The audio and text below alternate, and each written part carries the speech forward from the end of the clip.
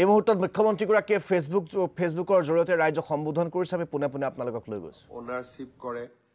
তেখেতৰ মাক অসমৰ আছিলে তেখেত বৰ্তমান হাৰিয়ানাৰ বিধায়িকা আৰু সজ্জন জিন্দালৰ অসমৰ লগত বৰ্তমান কোনো ব্যৱসায়ও নাই উদ্যোগো নাই তেওঁলোকে আগভাগ লৈছিলে যে লণ্ডন মিউজিয়ামৰ লগত অসম চৰকাৰক প্ৰত্যক্ষ সম্পৰ্ক কৰোৱাই দিয়া আৰু তেওঁলোকে দায়িত্ব লৈছে যে লণ্ডনৰ মিউজিয়ামে বিচৰা ধৰণে তেওঁলোকে অসমতো এটা মিউজিয়াম বনাব এয়াৰ কণ্ডিশ্যন টেম্পাৰেচাৰ গোটেইবিলাক থাকিব লাগিব কাৰণ 500 বছৰৰ পুৰণা টেক্সটাইল এটা এতিয়া বহুত সেনসিটিভ অকণমানো যদি গণ্ডগোল হয় বস্ত্ৰভাগ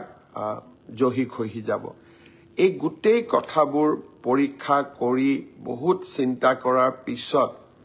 মোক লণ্ডনৰ মিউজিয়াম কৰ্তৃপক্ষই অহাকালি মাতি পঠিয়াইছে ভাৰতৰ আমাৰ ৰাষ্ট্ৰদূত গৰাকীও ইয়াত ইনভলভ আছে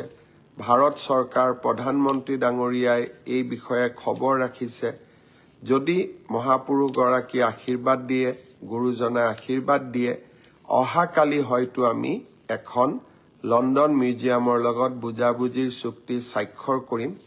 যে 2027 চনত আমি বৃন্দাবনী বস্ত্ৰভাগ অসমলৈ আনিম চুক্তি স্বাক্ষৰ হ'ব 2 বছৰ আমি এই মিউজিয়ামটো বনাব লাগিব খানাপাৰা তাৰ কাৰণে আমি মাটিৰো আবলটন দিছো সাংস্কৃতিক বিভাগক